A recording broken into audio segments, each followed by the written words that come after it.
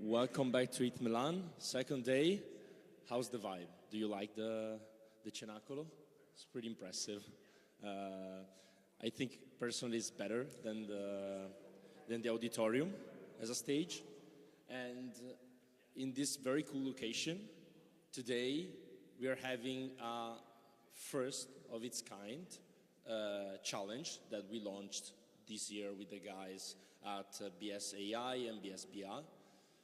And we decided to create this challenge for the students, because we always thought that ETHMilan is all about the future, all about the new generation of builders, and we wanted to double down on this. We always offered a free ticket to you students for all the 4 editions, but this time we wanted to have some skin in the game. This skin in the game is represented by us tapping into the guys that are working actively with all the blockchain association in the various universities in order to have something cooler this year, something that really matters for the students, for the companies that are involved with our event, and of course for also the others that maybe are not participating, but they want to connect with other peers here at ETHMilan and to find a place to do that. So that's why I'm very glad to introduce you the Student Research Challenge. It is the first initiative, and here with us we are going to have 3 judges. I'll let Olga from BSAI to introduce them and everything. I just wanted to say thank you for being here. Thank you to all the students that are here. We are the all-time high of students that signed up for ETHMilan, so that's great news. And yeah, so Olga, if you want to join me, we are going now to present you, give you some more context about the challenge and about our speakers and of course about our judges. Olga? Thank you for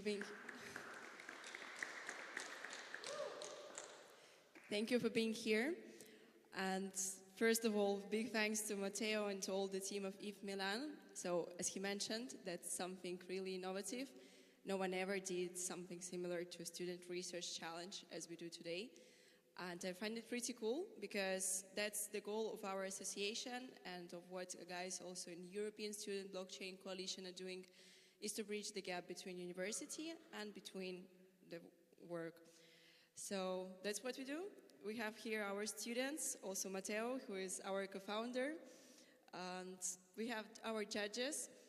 Really proud to say that we have 3 very big and famous companies: Filippo Chiricozzi from Banca, Sella, Francesco Panzera from Hercle, and Federico Merli from Deloitte, who are going to provide us with some feedback on what guys are presenting now with the papers. Before that, also to mention, the initial idea was to push both university and I would say business side of the game, if I can name it, to have this bridge between 2 worlds and to see how the innovative ideas that probably will come to the mind of us students can be actually implemented into the business world.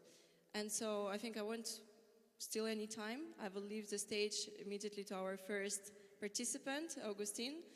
He's coming from Spain, so I leave the word to you, so come. Thank you. Hi everyone.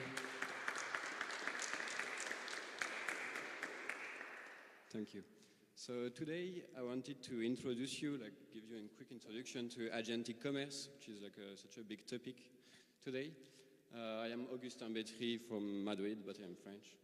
And yes, so let's start. I wanted to do it in an accessible way. So let me tell you a quick story.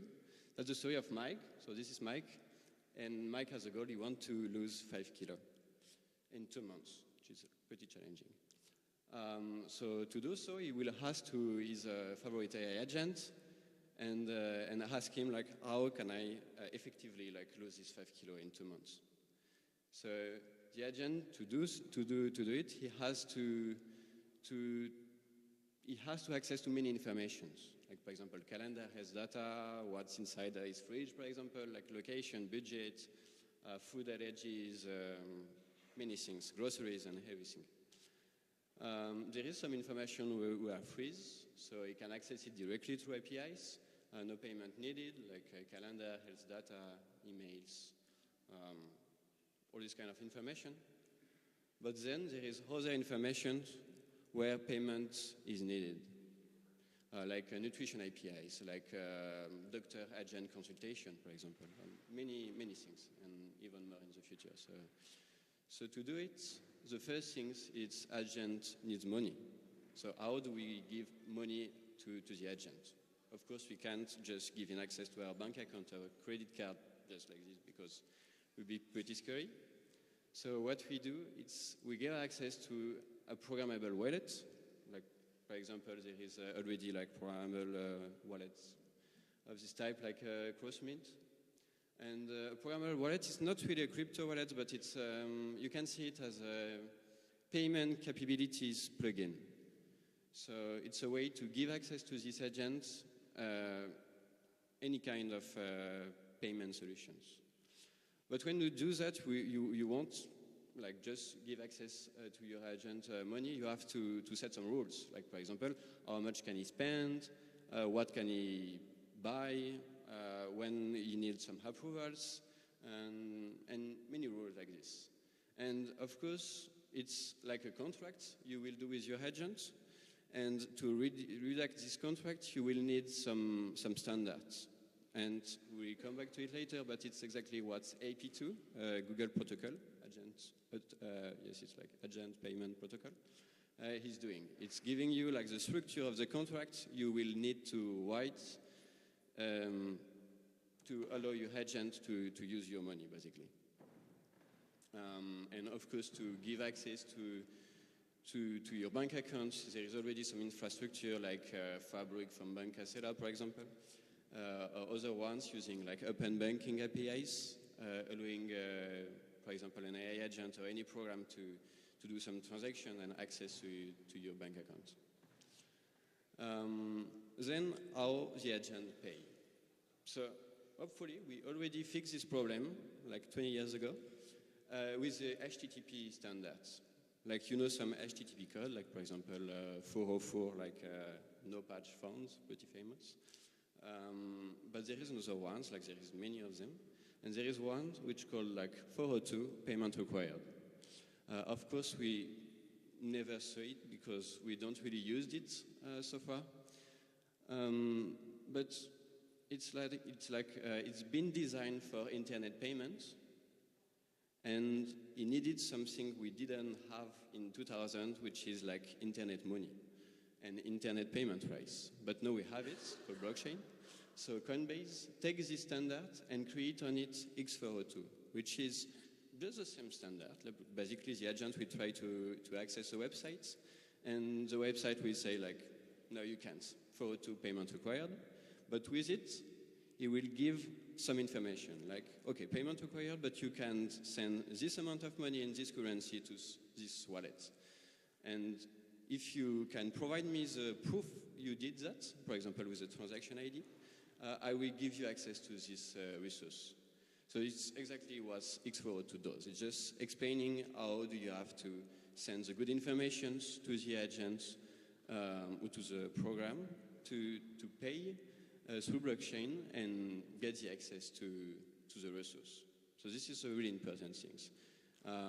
But it's mostly like, it's great for API payments, for like basic transactions, but if you need to like negotiate, have more complex transactions, it's not enough, because with this you will just pay using blockchain. So what do we need? You may know MCP, which is Model Context Protocols, which is like transforming agents into API. Like you give some agent tools, kind of API wrapping, so another AI agent can use them and ask for information. So a simple way to explain it, it's, for example, you need to buy a car. You can either go to car dealership website and see like the car you want to buy and like configure the options, and then the website will give you a price and you pay it and you will receive your car. Basically, that's a way to do it, and we can say like that's the MCP way to do it. But the other way to do it would be like go to a car dealership and speak with the sales guy and learn about cars, which car you will need, some specification. Maybe the sales guy can ask things to the technician guy, so you can have like more information, and then you will talk about the price, you will negotiate it, he can make you some offers, and you have all these interactions before paying, and that's exactly what A2A, which is agent to agent, a Google protocol, allows the agent to do. So the other agents, like we have the client agent, which is like the main orchestrator, and then we have like let's say the car dealership agent, which is the tools, and he won't just provide some information, but they will really negotiate each other. And what A2A does, it just like standardize the communications, so agents can like talk to each other in a like seamless way. So that's really important for negotiation in agentic commerce. Then, when we fix the good price, we have to, before to do the settlement, we have to fix what's the intent. Like we have to like block the situations and create accountability. So what the orchestrator agent is ready to pay and what's the offer. And to do that, we again need AP2, which is like the contract redaction standard, which will allow us to create like delegation and authorizations.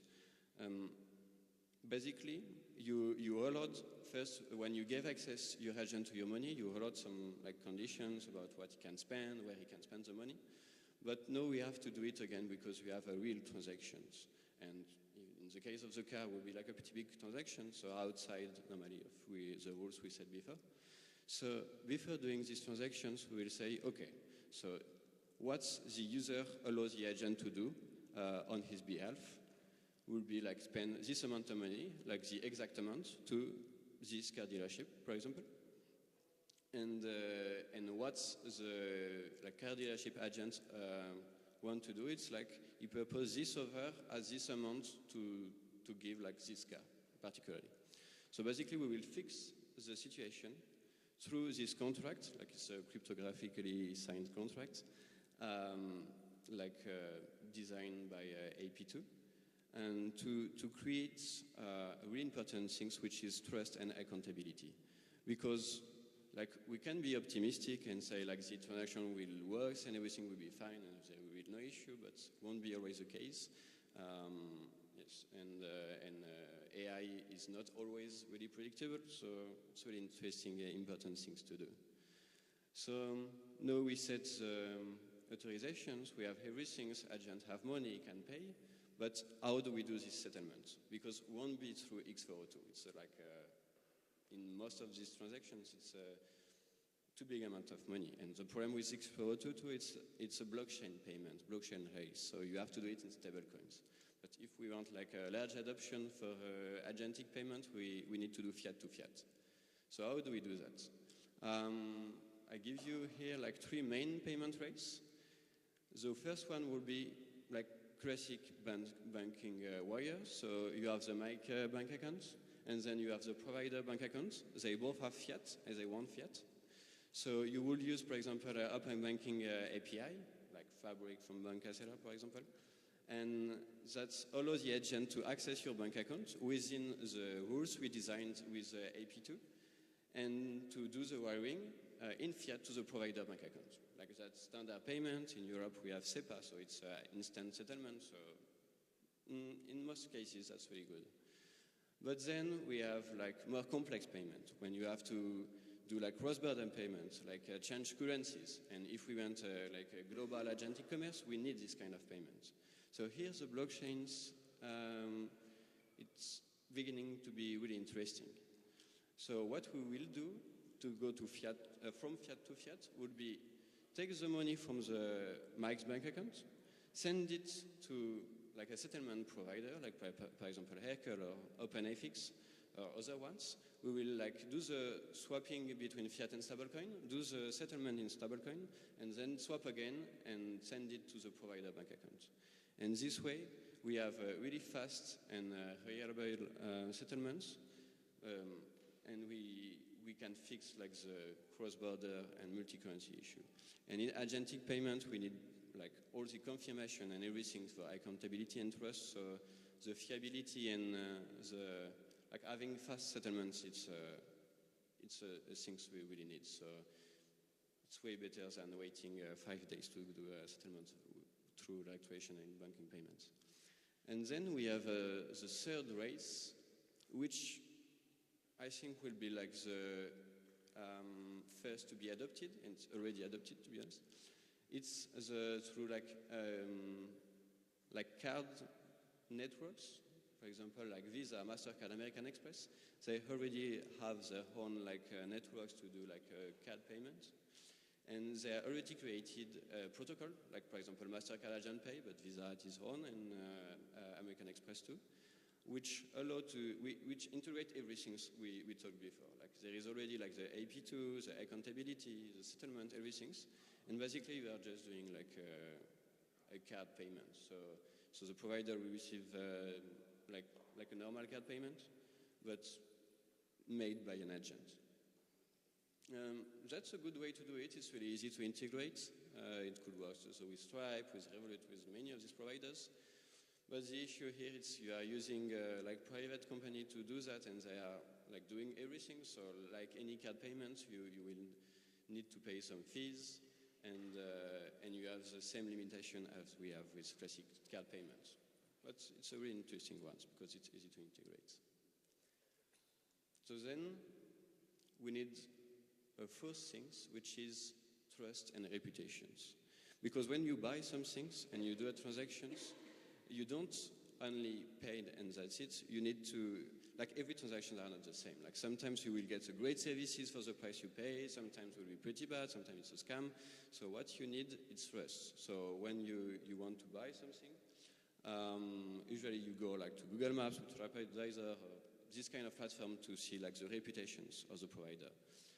And for that, there is like 4 people from Google, Coinbase, MetaMask, and Ethereum who created this standard called ESG 8004, which is not published yet, still a draft, which allows that. Like you will stock every interaction of AI agents into the blockchain, and you will create like a passport for any AI agents, which is an NFT, so it's immutables, and which allow the other AI agents to check the blockchains and see exactly like how work these agents. Like, is it a good one? Is it well rated?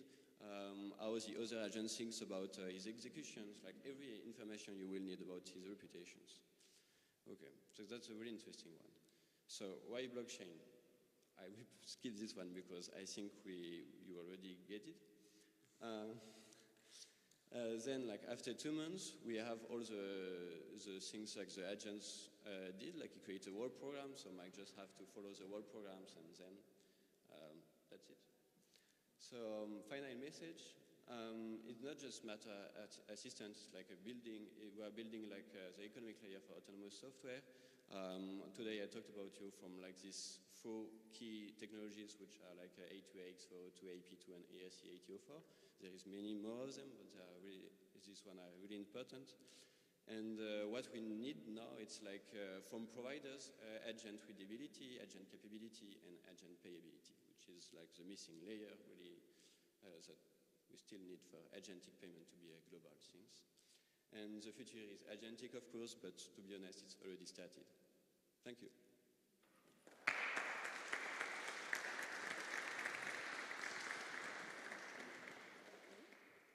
Thanks. So also to mention, we had 3 tracks. The first one that you saw was related to payments. I found the presentation very fascinating. And now we will have the next track, which is related to tokenized deposits. And I welcome on stage Giorgio. So please, the stage is yours. Tell us what is your idea, what you want to pitch. Hi everyone, name's Giorgio. I'm a student at Università Cattolica, or at least I try to study finance there. It's down the road, very convenient. And today we'll talk about the state of tokenized deposits, DLT in general, and the IPF framework in the European Union. So, of course, take everything I say with a grain of salt. I can make mistakes, not financial advice, you know the drill.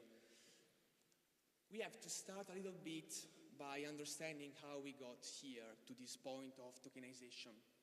And we can start by noting that up until 1977, moving money between continents was not an easy job. Money moved at the speed of mail, a lot of paperwork, a lot of bureaucracy. Then in 1977, SWIFT got introduced. And in 2009, DLT was applied for the first time to financial payments with Bitcoin. And how we got today to tokenization is fascinating because DLT was introduced first in 2009, and then in the recent years we have tokenization, which is the digital representation of rights. You take something that is off-chain and you put it on-chain.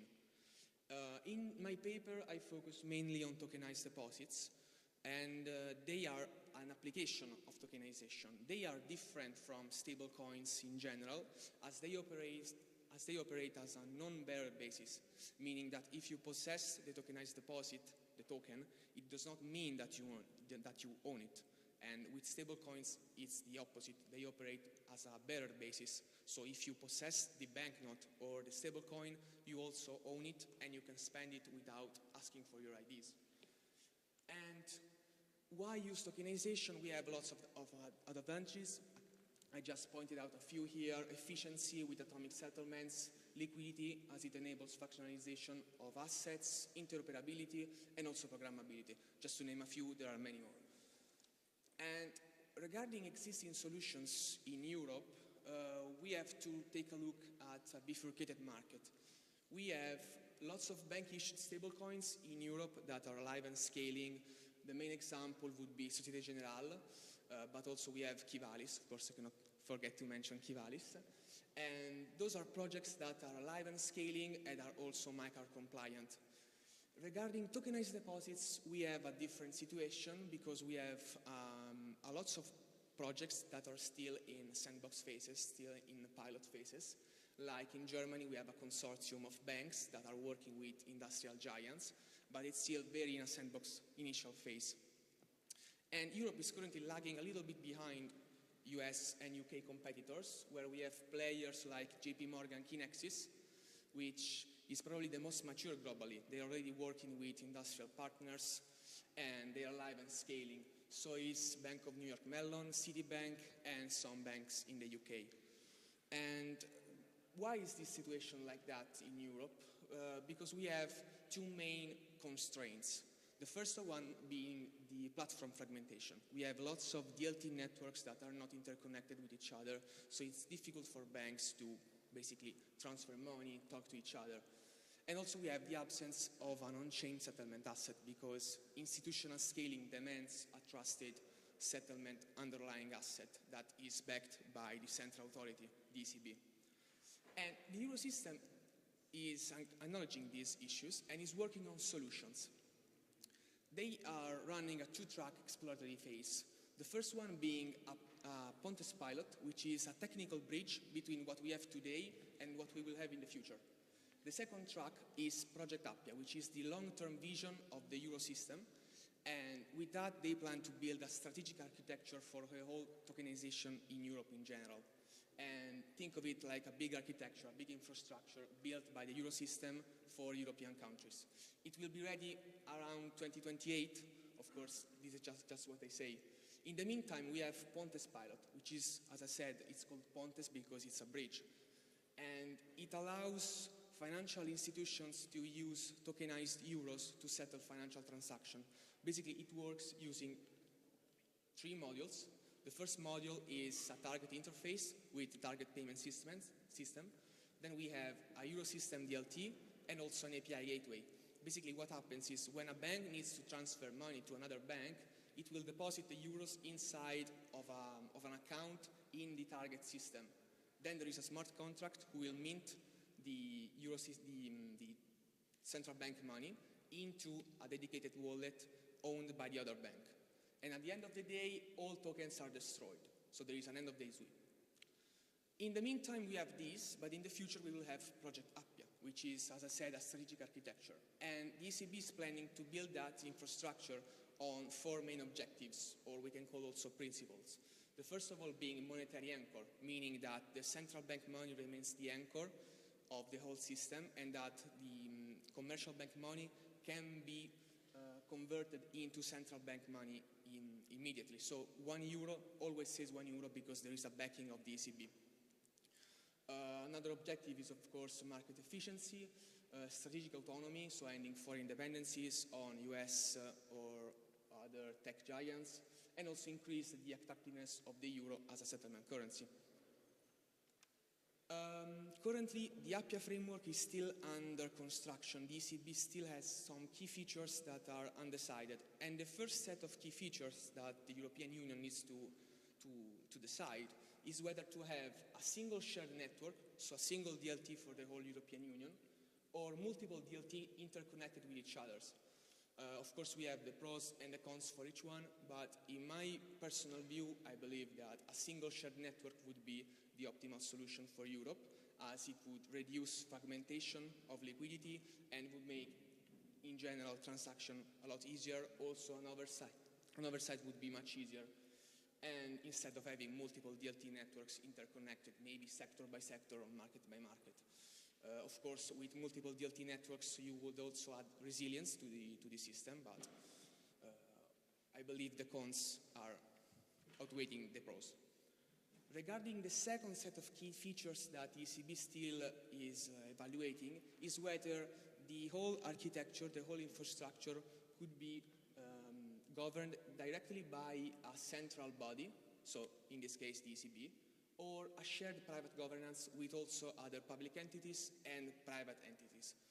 But also in my strategic assessment, I believe that sharing the governance with private actors can expose the European Union to external risks, such as external pressures from other countries, or even sometimes the private interest does not align with public interest. I mean, private are driven by profit. There is nothing wrong by it, but it's just how things work. And also, this is the probably best continuation from the target system, as it's managed by a single European body, which is the ECB, and it's just a single network. So this would probably be the best continuation for the target system.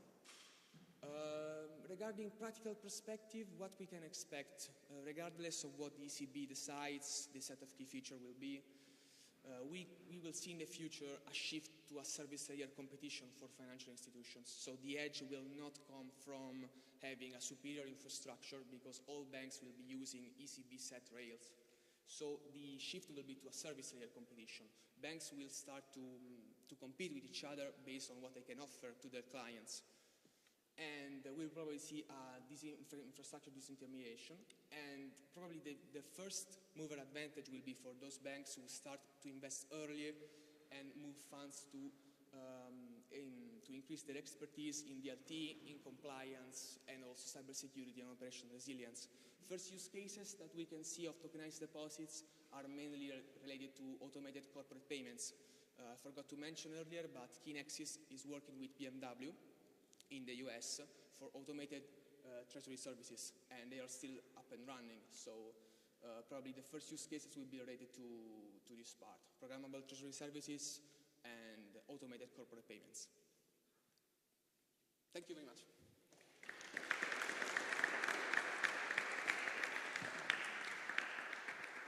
Thank you. And we have the last one to go. Very exciting. From collateral to capital. I'll introduce, Alessandro. The stage is yours. Thank you, Olga. So good morning, everyone. I'm Alessandro, student at Politecnico di Milano, and today I'm going to present to you my research on collateral to capital, a new way of doing on-chain crypto-backed lending. So let me begin by rewinding a little bit. In 2008, of course, everybody remembers we had the financial crisis. Everybody blamed it on rating agencies, on bad incentives and bad methods. But I would argue that there is also an issue of information. It is the case because MBS pools were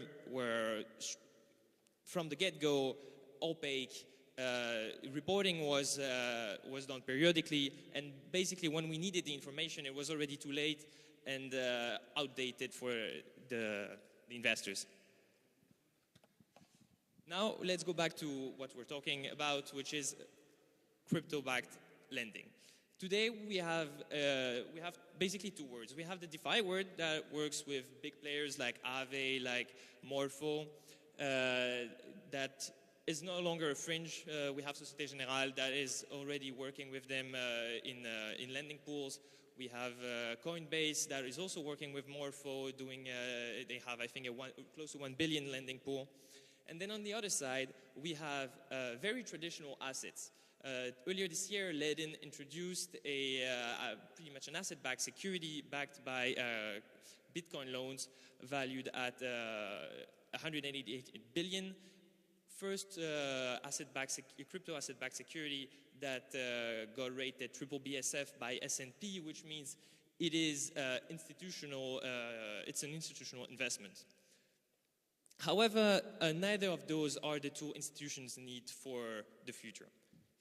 And why is that? First, on the DeFi side, the DeFi side offers us the transparency of blockchain. However, it doesn't offer what traditional finance needs, which is, for example, the borrower has no recourse if the oracles in the contract says that gives a false price and liquidates the borrower position, then too bad, so sad for him.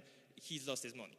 The second thing, the traditional players, they need to be able to do AML and KYC on an institutional level that currently DeFi does not support. Finally, when we're operating in a fully DeFi mode, we have no actual identifiable operator of the smart contract, which is an issue for regulation. On the other side, we have the traditional assets, which cover all those traditional finance part, but lose the blockchain aspect out of it and lose the transparency. In fact, Ledin's product is based on DTC because it was the only way to access traditional investors, which offers the exact same transparency we had back in 2008, which is virtually none. So now let me introduce this new architecture. This architecture is the main contribution of the paper.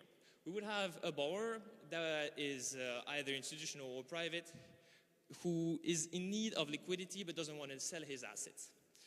He gets into a relationship with our player here, Banca, which is a classical regulated bank, gets through classical AYC, KML checks, which is critical difference with DeFi protocols. Then he deposits the collateral into a bank-operated smart contract.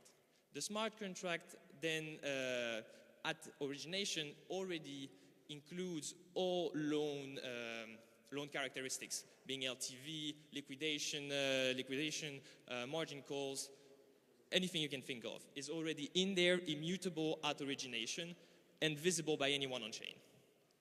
Then, simultaneously, the loan token is minted by the smart contract, containing all those information. A structural difference here also with traditional attempt is that by doing so, locking the collateral in the smart contract, the asset becomes ring-fenced. It becomes impossible to re-hypothecate the same asset a second time. It is structurally impossible. Then the loan token enables bank trad to have something more than just income from interest. It can transfer, because this loan token is basically a claim on the underlying asset, we can just sell it, use it in repo transaction, put it in portfolio trenches, crypto pools, whatever you want. Now, it wouldn't be very realistic to just introduce that and say we're done. So let's look into some of the limitations we could face. First, we need someone that is liable for in case the oracle is wrong. First, we can introduce multi-oracles, but still, we could have multi-oracles failing at the same time. That's why we introduce a dispute window in the contract. This is a predetermined amount of time, not in days, but in hours, where the bank trad is the only one who can decide to confirm, not confirm, but cancel the liquidation process. After this window, the liquidation proceeds, and this preserves the on-chain speed, but we keep the fiduciary recourse of bank trad. So basically reinstating what institutional finance needs for such products. Then we need to settle the cash leg, because if the asset, the loan token is on chain, settles in seconds, but then we have the cash coming in T+1, T+2, there's no sense. Atomicity is broken. So we can apply, Banktrat can apply under MiCA for DLT TSS authorization to operate under the DLT TSS parameter, which authorizes them to settle asset transaction on-chain with MiCA compliant stablecoins. However, some institutional clients will still preserve their relationship with their classical CSDs, and for those we could look at on case-by-case bilateral agreements to settle it through a delivery versus payment wrapper. Then finally, we need the most important question of all is what is the token? Because what is the token defines the responsibilities, defines capital treatment, and also defines who can issue it. I argued in the paper that the paper would be an asset-backed, an ART basically, an asset reference token, with the product being referenced in the token as the underlying loan. Under MiCA, the bank trad, being a traditional credit institution, can apply for a derogation and doesn't need to obtain the MiCA Title III authorization to issue the product. They can just go ahead with their MiCA license and start issuing ARTs, reducing the friction to emission. Then, for when it comes to capital treatment, I argue that this product, an ART, qualifies as Group A1 under Basel, which is basically a tokenized, it's a tokenized real-world asset, pretty much. And this is because, by analogy, it is the same to, as I wrote here, a covered bond. It is bank-issued, it is dual recourse, and it is structurally more transparent than what a covered bond could ever be. Then why should we be interested in building this? There are four main advantages for banks issuing such a product. First, we have the capital efficiency. Under Basel 1A, this is basically not more complicated than any other institutional product. You treat it the same as you do with the other ones. Then doing it this way with the ART opens a wider customer base, because the ART is not regulated, doesn't belong to MiFID II space, so you don't need to be a certified investor to buy it. Meaning traditional investors, let's say imagine the pension funds, can buy it directly, already once again reducing the friction. Then the liquidity is, as I mentioned, very interesting for the bank. They don't need to hold the asset if they don't want to. They can sell it, use it in repo transaction, you name it. Finally, there is a first mover advantage. The first bank that starts operating the product will be the first to get the customers. And once you have the customers, you can build the reputation. I will conclude on this. So this is a bank-issued, structurally transparent on-chain product, but it's not a crypto asset such as a Bitcoin. It is inherently way more safer. But then, having explained this architecture with crypto and digital asset, native digital asset, we can generalize the same structure to any tokenized asset, pretty much. Now, I would like to thank you all for your attention. I'm over, and I'll leave the floor back to Olga.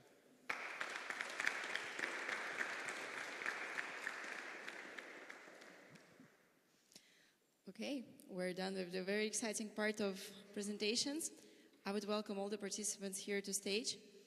And we will begin the very exciting part as well to hear finally the opinion of our judges.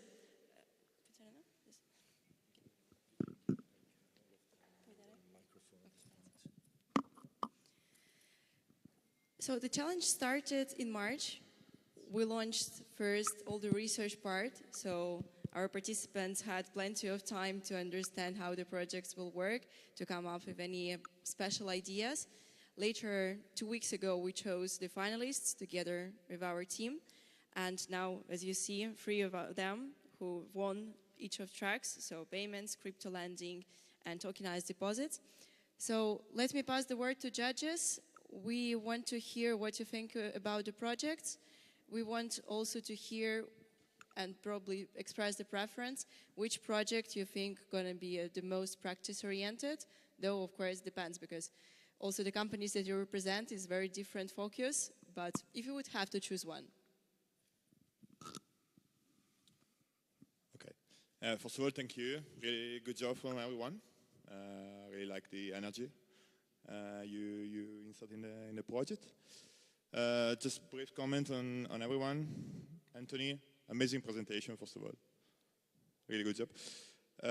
I think the story, the flow was nice, and also the idea, and maybe is quite soon applicable. I think also you could push more on the blockchain part, because maybe using smart contract, you could already insert programmable payment and all the stuff you said. For example, the amount you can spend every month, you can insert that in a smart contract, and having like identity wallet, digital identity for the AI agent, you could use that. Maybe didn't need and you could not need any other provider. Sorry, Fabric, sorry, Hercle. But yeah, just that. Anyway, was a nice job. Sorry, I don't remember your name. Okay, Giorgio, sorry about that. Really like your energy, really like your work. Apart from that, I think that maybe you could also try to work a little bit more on the connection between stablecoin and deposit token, because they could coexist. And there is also some way, especially when there is a consortium like Qivalis or Bancomat, for example, that are issuing stablecoin, in which the two elements could coexist and could be a relevant element in order to allowing sharing asset in between the consortium or outside with the stablecoin, in between with the depositor. And also one comment on the API that I think is a great opportunity, but it's also not the unique opportunity, because I mean it could be also stablecoin using alone without the API, and so depends how the regulator will pose himself about that. Alessandro, to complete. Yeah, I think this is a nice, and I really like what you said at the end regarding the fact that this is applicable also to other assets in general. And I have some doubts on the regulatory classification that you propose about the ART of the loan. We discussed a little bit with some colleagues about that, and I know there are some banks trying to understand how to do with the loan, but I think there is some still regulatory unclearness about that, since they are not clearly stated in the MiCA, they are not clearly stated in the DLT, especially in Italy, where the regulator is so attentive about what you do with the DLT. Okay, yeah, I leave there their comments, and then I choose my preference, okay? Yes, thank you. Okay, so first of all, congrats to all of you three guys. Like, they were really in-depth presentations, so with the right level of detail on the topics you discussed. And from my perspective, let's say that we've discussed with some banks and with other institutional players on topics that are much more related to the presentation of maybe of Giorgio and Alessandro. We're doing a bit less on the agentic side for the moment, but I mean,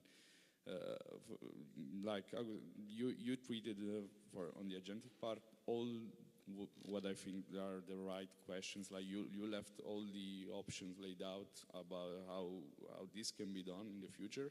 So many just think that agentic commerce will be based on stablecoin. I don't think that's necessarily true, and you also left the door open. I think the card networks are doing also a great job on making their system interoperable and programmable for agentic commerce. So, I mean, we're still very early in the sense that it's pretty much the hottest topic of these days in finance, but we're still yet to see the start of adoption, but still a very, very interesting topic. As far as the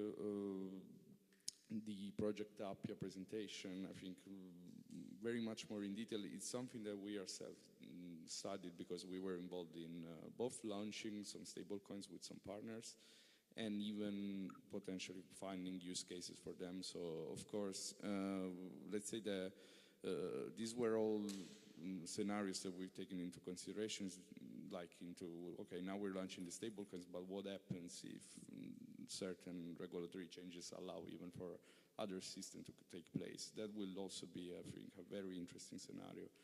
And yeah, I mean, the future will be possibly moving on chain, but we still don't know which will be the preferred rails, you know. And for the last presentation, I think it was really original, Alessandro. Like, it was exactly what I expected from this challenge. I already maybe give you my preference, because the other two, I think, they were great research projects. Yours was like much more of a new idea proposal. Of course, there will be a lot of complexity from the regulatory frameworks, because when you actually discuss putting these things in place, what you think might be a safe choice from a regulatory standpoint might turn out not like that. Like you never know when you start discussing it, even with institutional players that really can't afford to make any mistake. They will just dig deeper into what are the complications from a legal perspective. So, of course, we'd need to rediscuss about your categorization from a legal framework, but I think it was definitely a really, really interesting project. So, congrats to all you guys. I guess it's on me. Can you hear me? Yes. So, of course, everyone has said congratulations, but I'm saying again congratulations, not because of them, but because I really enjoyed the three of you in terms of presentation. So, Anthony, of course, agentic payments, great one. I actually was very early adopter of OpenClaw, so anything that comes and goes around all that ecosystem, I liked it a lot. As a bank, we are exploring, as you mentioned, Banca Sella, you mentioned Fabric, and it's absolutely on point. I think that you showed us 3 different payment methods. Don't have any specific preference. I mean, honestly, I'm not sure which one of the 3 may evolve. I think that as of now, the so-called sandwich model, so that's the second one that you were mentioning, it's called sandwich model, is one that might be way more applicable as of now, because of course the first one is a wallet-to-wallet experience, the third one is something that already exists, so it's not like that much innovative, no? But instead on the second one can be the final applicable. Maybe one suggestion is that I've understood the whole flow. At a certain point, maybe you could have focused on to something specific, because, for example, if you go on a sandwich model, you have to understand if you're talking about cross-border payments, because in cross-border you have FX changes, you have corridors, you have maybe the T+0 is considered in any case, so the settlement is T+0, but there are some cases and it's just like insta-settlements, in some other cases are 2-3 hours. Hercle knows better than us, but this is the point. But yeah, generally speaking, absolutely a good presentation. I liked even for you mentioning the X402 standard is I think one of the first one that I was looking at when the agentic payment goes in. It might be early, but not that early. So I think that on the agentic side, there will be some nice changes that will happen in the next 12 to 18 months, even considering the broader regulations that is evolving. So I'm thinking about digital identity and how the identification works. It's something that we're tackling on we're looking at it, and I didn't know actually the ERC protocol that you mentioned, so good to see that there's some identification, so good one. Giorgio, tokenized deposit and stablecoin, as you may imagine, is something that we talk about every day. So I like the deep dive. I think that it was a generally good research, but I even like the way you tried to tackle on the final part. two considerations. Stablecoin is something that may happen as of now. You mentioned Kivalis. As you know, we're part of that. But we see, and I actually was in a call before coming to this very presentation, and we're still discussing the difference and how they meet, what can be the impact that stablecoins can have as of now, and then deposit token may have at a later stage. I don't know. I don't know, and I don't think that there will be someone that will prevail. So I see that there will be two different point of views and maybe different use cases that we may tackle. So I like the presentation, I like the deep dive. Congratulations. Alessandro.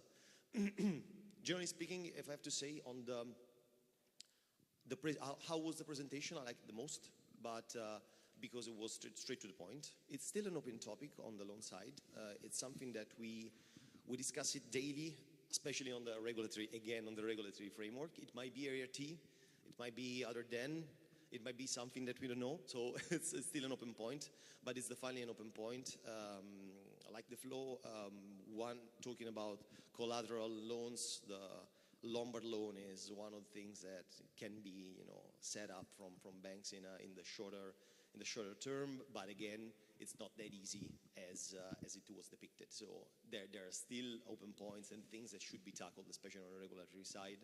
But because you have to consider the regulation, we are in a phase in which, for example, regulation is kind of advanced, especially in the European Union with MiCAR. But on the other hand, maybe not all the institutions, and I'm not saying that we are advanced, but not all the institutions, including us, are at the stage that we can implement that easy, okay, that solution. In any case, it's something that can be tackled, I would say, if not in T0, in the shorter term. So congratulations to you as well. Very good detailed feedback. And let's move to the part, if you had to choose one, the most relevant for your companies. I don't know if it's for my company, not for my area of work, but for sure, the one I think more relevant, I would say Anthony one, for now. Yeah, I already gave a spoiler first.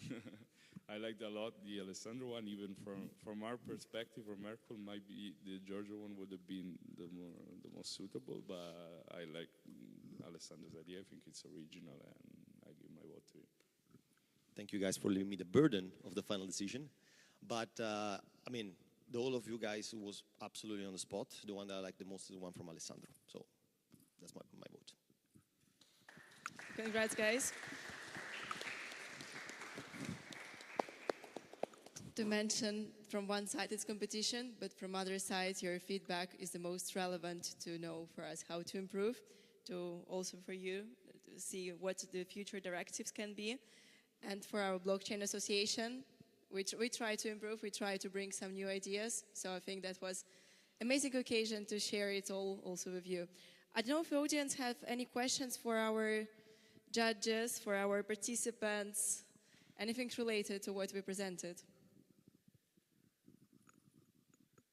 Okay, then thanks again, and we pass to the next presentation, which is now on time, and yeah, see you later.